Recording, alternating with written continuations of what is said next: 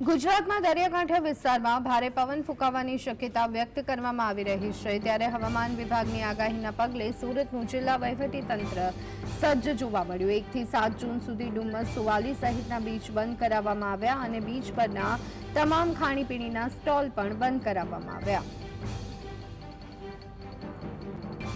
વાવાઝોડાને ધ્યાનમાં રાખી સુરત તંત્ર દ્વારા સાવચેતીના ભાગરૂપે ડુમસ બીચ બંધ કરી દેવામાં આવ્યા છે। જોઈ શકાય છે દ્રશ્યો, પોલીસ જવાનો હાલ અહીં જોવા મળી રહ્યા છે। બેરિકેડિંગ કરી દેવામાં આવ્યું છે। વાવાઝોડાને ધ્યાનમાં રાખી 1 તારીખથી 7 તારીખ સુધી ડુમસ, સુવાલી સહિત અલગ અલગ બીચો જે છે તે બંધ કરવાના આદેશ આપી દેવામાં આવ્યા છે અને તેને લઈને વેકેશનના માહોલ વચ્ચે હાલ જે છે તે સહેલાણીઓ ડુમસ દરિયા કિનારે આવતા હોય છે, પરંતુ જે રીતના બેરિકેડિંગ કરી પોલીસનો બંદોબસ્ત જે છે તે અહીં જોવા મળી રહ્યો છે। એટલું જ નહીં, પરંતુ હાલ જોઈ શકાય છે દ્રશ્યો, સહેલાણીઓ આવતા હોય છે ત્યારે પોલીસ તેમને સમજાવ્યા બાદ તેમને પરત મોકલવામાં આવી રહ્યા છે। એટલું જ નહીં, પરંતુ હાલ જોઈ શકાય છે કે સહેલાણીઓ અહીં દરિયા કિનારે ન આવે તેના માટે એક બેરિકેડિંગ લગાવી દેવામાં આવ્યું છે।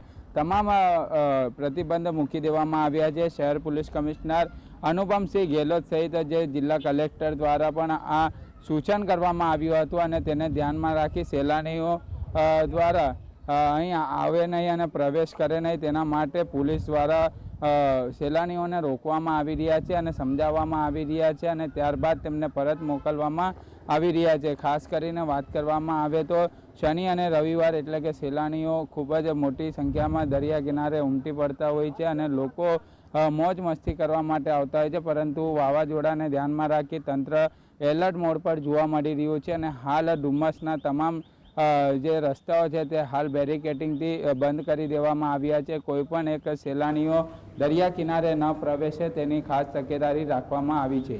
સાહિદ જગતાપ, GSTV।